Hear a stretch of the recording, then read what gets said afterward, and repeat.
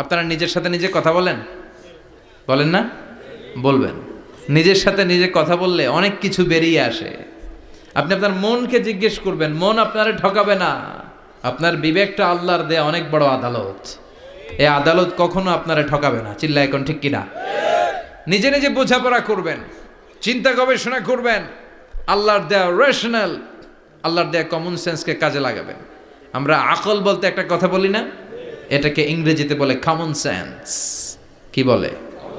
Common sense is very uncommon thing.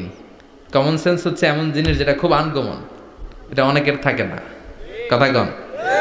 প্রত্যেককে আল্লাহ common sense দিয়েছে। আল্লাহু আকবার।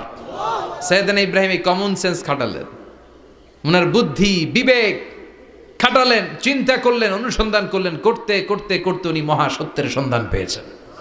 চিল্লায় বলেন তো মহাসত্যকে? মহাসত্যকে? উনি এমন একটা পরিবেশে এসেছেন, আমরা তো জন্মসূত্রে মুসলমান। আমরা জন্মগ্রহণের পরেই আমাদের কানে আজান দেয়, আমাদের জন্য আকিকা দেয়, আমাদের মাথার চুল ফেলে দেয়, আমাদের ইসলামিক নাম রেখে দেয়, আমারে মক্তবে ভর্তি করিয়ে দেয়, আমার হাতে কোরআন তুলে দেয়। একটা প্রিভিলেজ আল্লাহর খলিল ইব্রাহিম পায় নাই।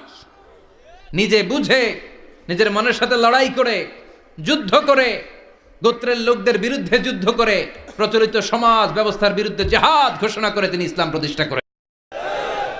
এত সহজ না আমার ইসলাম আর সাইয়েদনা ইব্রাহিম খলিলের ইসলাম এক ইসলাম নয়। আমার ঈমান সাইয়েদনা ইব্রাহিমের ঈমান এক ঈমান নয়। চিল্লায় বলেন ঠিক কিনা?